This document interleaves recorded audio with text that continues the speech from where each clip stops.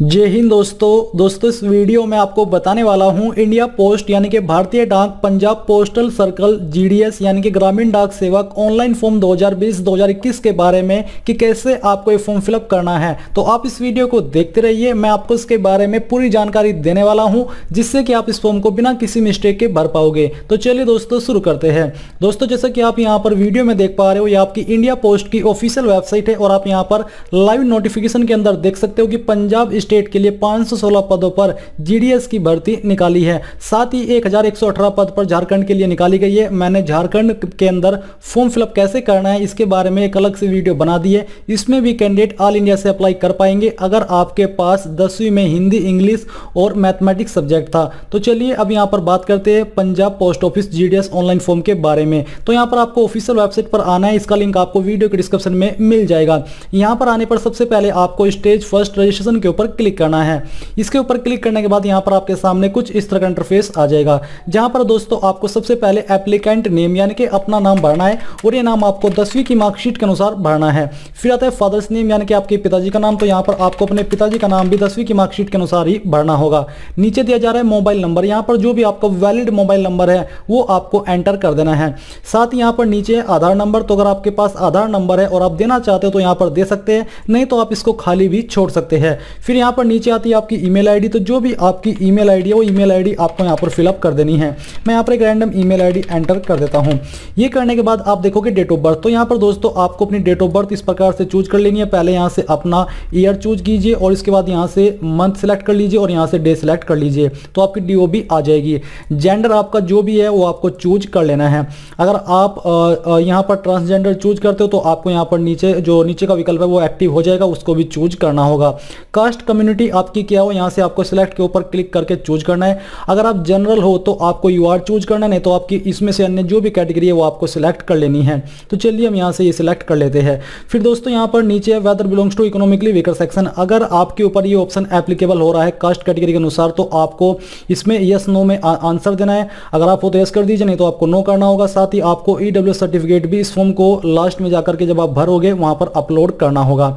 इसके अलावा सर्टिफिकेट आपका कब तक वैलिड है ईडब्ल्यूएस का, अगर आप यस कर रहे हो तो आपको वो डेट भी यहां पर चूज करनी होगी। अब नीचे आपसे पूछा जा रहा है कि are you a person with disability, क्या आप विकलांग है, अगर है तो यस कर दीजिए, नहीं तो आपको नो करना है। अगर आप यस करोगे तो आपको टाइप ऑफ डिसेबिलिटी चूज करना होगा और साथ ही आपको पीडब्ल्यूडी की सब कैटेगरी भी चूज करनी होगी। अब यहां पर दोस्तों आता है सर्कल इन विच 10 क्लास पास, यानी कि आपने किस सर्कल से अपनी 10वीं पास की है, तो बेसिकली आपको वही सर्कल यहां से चूज कर लेना है।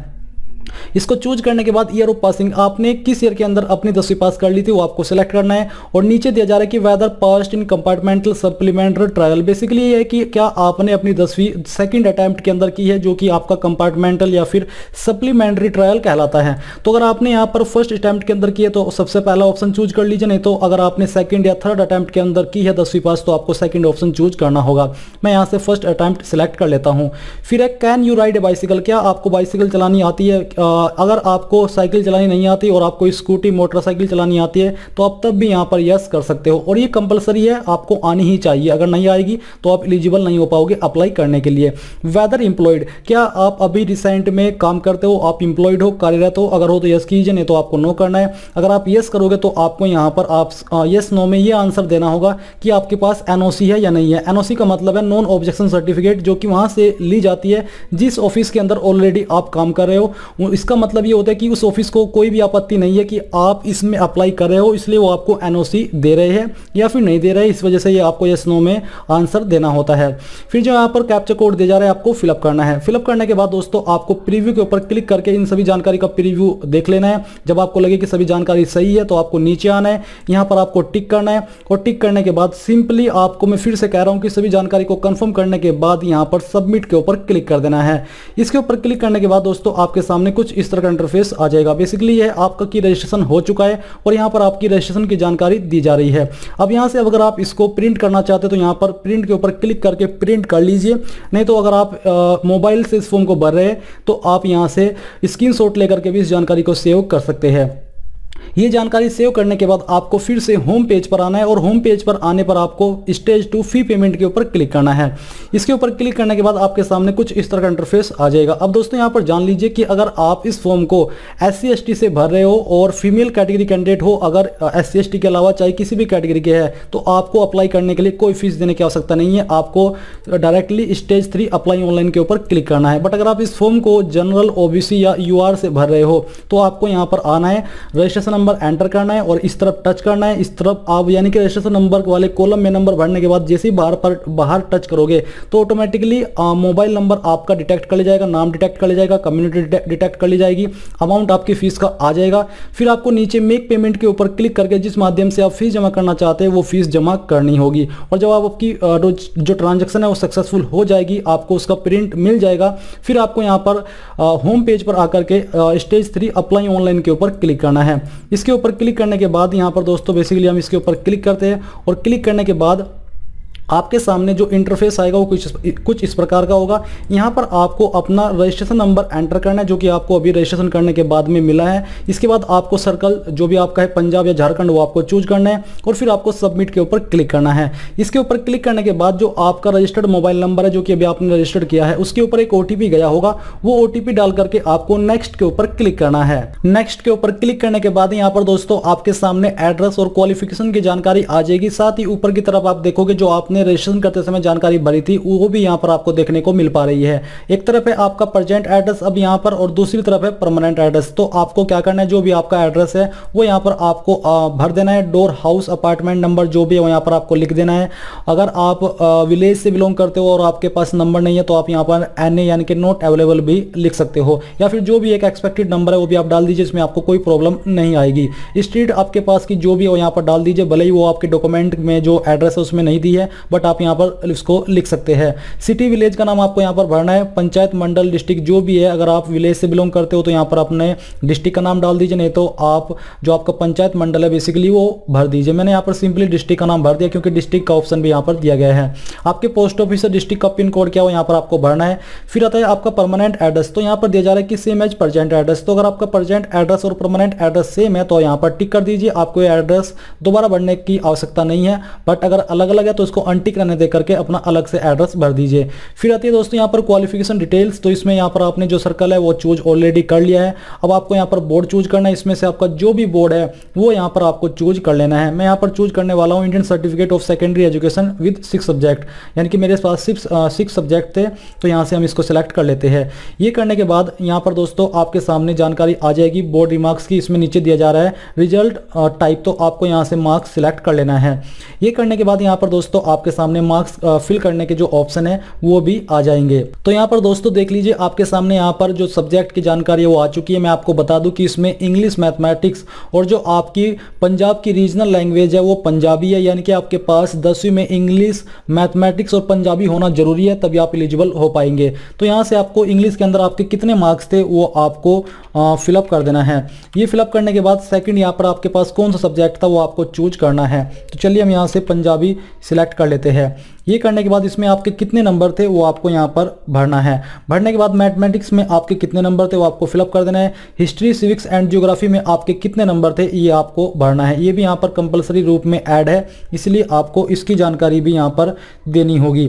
ये भरने के बाद नीचे आता है सिलेक्ट सब्जेक्ट। अब यहाँ पर आपके पास इसमें इनके अलावा कौन सा सब्जेक्ट था वो सब्जेक्ट आपको यहाँ पर चूज करना है। तो चलिए हमने यहाँ से साइंस सिलेक्ट कर लेते हैं। अब इसमें आपके 100 में से कितने नंबर आए थे वो आपको फिलअप करना है। फिर यहाँ पर आपका जो 6 सब्जेक्ट है वो आता है, इसमें से आपके पास 6 सब्जेक्ट जो भी था वो आपको चूज कर लेना है और उसमें आपके कितने नंबर आए थे वो आपको भर देना है। ये भरने के बाद दोस्तों आपको अच्छे से इनको एक बार कंफर्म करना है और फिर सेव एंड कंटिन्यू के ऊपर क्लिक करना है। इसके ऊपर क्लिक करने के बाद यहाँ पर आपके सामने जो फोटोग्राफ है उसकी जानकारी आ जाएगी और आपको डॉक्यूमेंट अपलोड भी यहीं पर करने होंगे। ध्यान दीजिए कि जो आपके फोटो का साइज है वो 50 KB से ज़्यादा नहीं होना चाहिए। तो आपको चूज फाइल के ऊपर क्लिक करना है और जहाँ पर भी आपका फोटो है वो आपको अपलोड करना होगा। मैं यहाँ पर आपको एक रैंडम इमेज अपलोड करके दिखाता हूँ। तो चलिए हम यहाँ पर इस इमेज को सिलेक्ट करते हैं और यहाँ से ओपन कर लेते हैं। ओपन करने के बाद आपका इमेज आ जाएगा। फिर आपको सेम तरीके से अपना सिग्नेचर अपलोड करना है। सिग्नेचर का साइज 20 KB से ज़्यादा नहीं होना चाहिए, नहीं तो अपलोड नहीं हो पाएगा। इसके बाद यहाँ पर 10th का सर्टिफिकेट, तो जो भी आपके 10वीं की मार्कशीट है वो आपको यहाँ पर अपलोड करनी है। अगर आपके पास सनद और मार्कशीट एक ही है तो यानी कि अलग अलग है तो आप उसको एक फाइल में मर्ज करके यहाँ पर अपलोड कर दीजिए। फिर नीचे सप्लीमेंट्री मार्क्स मेमो फर्स्ट और 2, ये उनके लिए जिन्होंने फर्स्ट अटैम्प्ट को चूज न करके सेकंड अटैम्प्ट वाला ऑप्शन चूज किया था। तो यहाँ पर अगर आपने अपनी 10वीं सेकंड अटैम्प्ट में पास की थी तो जो आपको सर्टिफिकेट मिला था वो आपको यहाँ पर अपलोड करना है। बट अगर आपने फर्स्ट अटैम्प्ट चूज किया तो आपको ये जानकारी अपलोड करने की आवश्यकता नहीं है। फिर आते हैं अपलोड कंप्यूटर सर्टिफिकेट, जिसमें अप्लाई करने के लिए आपसे कंप्यूटर सर्टिफिकेट भी मांगे कम से कम 60 डेज का। बट अगर आपके पास 10वीं में कंप्यूटर सब्जेक्ट था तो आपको ये अपलोड करने की आवश्यकता नहीं है, या फिर 12वीं के अंदर था, या फिर कोई आपके पास हायर क्वालिफिकेशन है जो कि कंप्यूटर से रिलेटेड है, तो तब भी आपको ये अपलोड करने की आवश्यकता नहीं है। तब आप इसमें तब भी एलिजिबल हो पाओगे अप्लाई करने के लिए।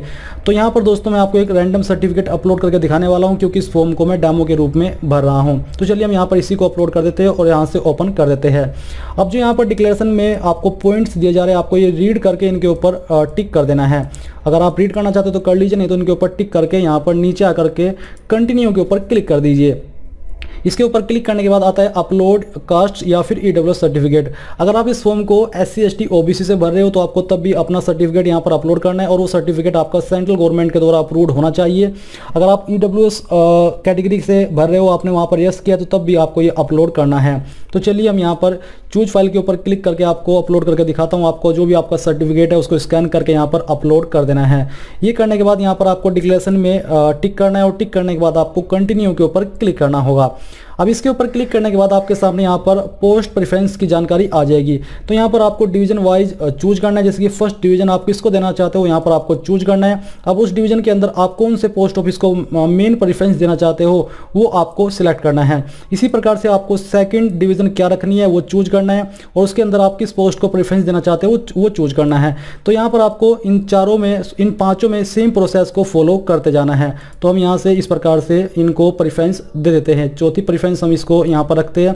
फिर आती है फिफ्थ प्रेफरेंस में हम यहाँ पर सेम तरीके से इसको सिलेक्ट कर लेते हैं। अब ये करने के बाद आपको नीचे सेव एंड प्रिंट के ऊपर क्लिक करना है। सेव एंड प्रिंट के ऊपर क्लिक करने के बाद आप देखोगे एप्लीकेशन सबमिटेड सक्सेसफुली। अब यहाँ से आपको उसको ओके करना है, और ओके करने के बाद आपके सामने आपके फॉर्म का प्रिंट आ जाएगा। देख लीजिए आपके सामने आपके फॉर्म का प्रिंट आ चुका है। यहाँ पर आप नीचे आकर के प्रिंट के ऊपर क्लिक करके इसको प्रिंट कर सकते हैं। तो इस प्रकार से आप पंजाब पोस्टल सर्कल ग्रामीण डाक सेवक यानी कि GDS ऑनलाइन फॉर्म 2020-2021 को भर पाओगे। आई होप ये जो प्रोसेस है वो आपको पसंद आया होगा। अगर आपके सामने कहीं पर कोई भी प्रॉब्लम आ रही है इस फॉर्म को भरने में तो आप मुझे कमेंट करके पूछ सकते हो। और इस वीडियो के लास्ट में मैं आपसे ये कहना चाहूंगा कि आप इस वीडियो को लाइक शेयर और साथ ही साथ आपके अपने YouTube चैनल ज्ञानदेव होस्ट को सब्सक्राइब कर ले, और सब्सक्राइब करने के बाद बेल के आइकन को दबा दे ताकि आपको आगे आने वाली वीडियोस के नोटिफिकेशन सबसे पहले मिल पाए। जय हिंद दोस्तों।